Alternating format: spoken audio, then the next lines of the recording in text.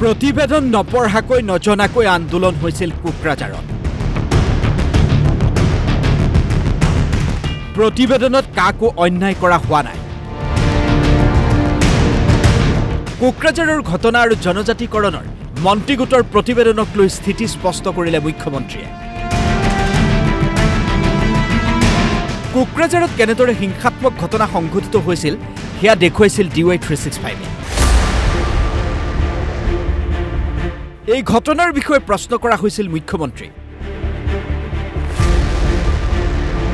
প্ৰশ্ন কৰা হৈছিল মন্ত্ৰীগোটৰ প্ৰতিবেদন সন্দৰ্ভত। মুখ্যমন্ত্ৰীয়ে স্থিতি স্পষ্ট কৰি ক'লে প্ৰতিবেদন নপঢ়াকৈহে আন্দোলন হৈছিল কোকৰাঝাৰত।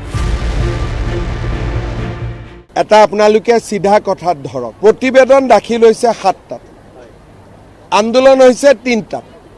তাৰ মানে প্ৰতিবেদনখন নপঢ়াকৈ আন্দোলন হৈছিলে আৰু পঢ়িলে তাত কোনেও বেয়া পাবলগীয়া একো নাই। সকলোৰে কাৰণে আমি যাতে সকলো জাতি উপজাতি আগবাঢ়ি যাব পাৰে তাৰ কাৰণে আমি সুন্দৰ প্ৰতিবেদন এখন দিছোঁ। সকলোৱে পঢ়িলে গম পাব যে ইয়াত কাকো অন্যায় কৰা হোৱা নাই, সকলোকে ন্যায় কৰা হৈছে। মুখ্যমন্ত্ৰীক সাংবাদিকৰ প্ৰশ্ন, বিৰোধীয়ে কৈছে নিৰ্বাচনৰ পূৰ্বে এই প্ৰতিবেদন বিজেপিৰ ললিপপ।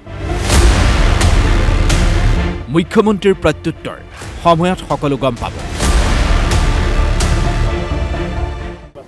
তেওঁলোকে চবকে ললিপপ বুলি কৈছিল। এই যেতিয়া 10,000 টকা এনাউন্স কৰিছিলোঁ তেতিয়াওতো তেওঁলোকে ললিপপ বুলিয়ে কৈছিলে। অৰুণোদয় দিওঁতেও ললিপপ বুলিয়ে কৈছিলে। নিযুত মইনা আহোঁতেও ললিপপ বুলি কৈছিলে। কিন্তু মানুহেতো লাভ পাই আছে। এতিয়া বাগানৰ মাটিও তেওঁলোকে ললিপপ বুলিয়ে ক'ব, দুদিন পিছত কাগজে ঘৰ আহি পাই যাব। নগাঁও জিলাৰ বৰহমপুৰ সমষ্টিত 10 লাখ টকাৰ চেক বিতৰণ কৰি মুখ্যমন্ত্ৰীয়ে ক'লে অৰুণোদয় হৈছে মহিলাৰ বাবে এক সন্মান। এই আঁচনিয়ে ঘৰখনত মহিলাগৰাকীৰ সন্মান বৃদ্ধি কৰিছে। অৰুণোদয় অকল টকা নহয়, ই ঘৰত মহিলাগৰাকীৰ সন্মানো বৃদ্ধি কৰিছে। আজি ঘৰখনত মহিলাগৰাকী এটা সন্মান পাইছে। আমি অৰুণোদয়ক মহিলাৰ সন্মান আঁচনি বুলি কওঁ, কাৰণ ই ঘৰখনত মহিলাৰ সন্মান বাঢ়িছে।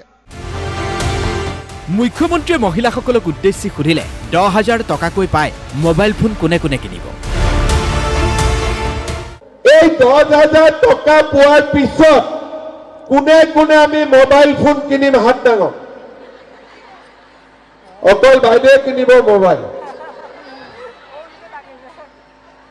বাইদেউ কিনিব নেকি মোবাইল? নিকিনে। কোনে কোনে নিকিনে হাত ডাঙৰকচোন।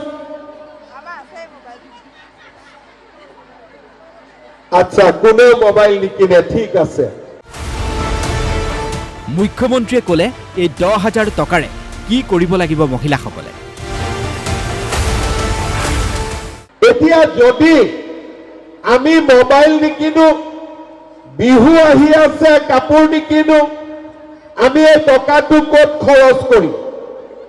প্ৰথমতে 10,000 টকা লৈ আমি 3টা কাম কৰিব পাৰোঁ। আজি যেনেকে ইয়াত আমি মহিলাৰ বজাৰ পাতিছোঁ, 4 গৰাকী মহিলাই লগ লাগি 40,000 টকাৰ ব্যৱসায় আৰম্ভ কৰিব। আমাৰ গ্ৰুপত 10 গৰাকীকৈ সদস্য আছে। যদি 10,000 টকাটো আমি গ্ৰুপত দিওঁ 1 লাখ টকা হ'ব, আৰু 1 লাখ টকাৰে আমি 10 গৰাকী মহিলাই লগ লাগি কিবা এটা ব্যৱসায় কৰিব পাৰোঁ, বা টকাটো সঞ্চয় কৰি যাক প্ৰয়োজন তাক আমি ব্যৱসায়ৰ বাবে 40-50 হাজাৰ টকা আমি লোন দিব পাৰোঁ। কেমেৰা পাৰ্চন বিক্ৰীৰ সৈতে অপূৰ্ব হাজৰিকা আৰু জ্যোতিপ্ৰসাদ বৰা, DY365।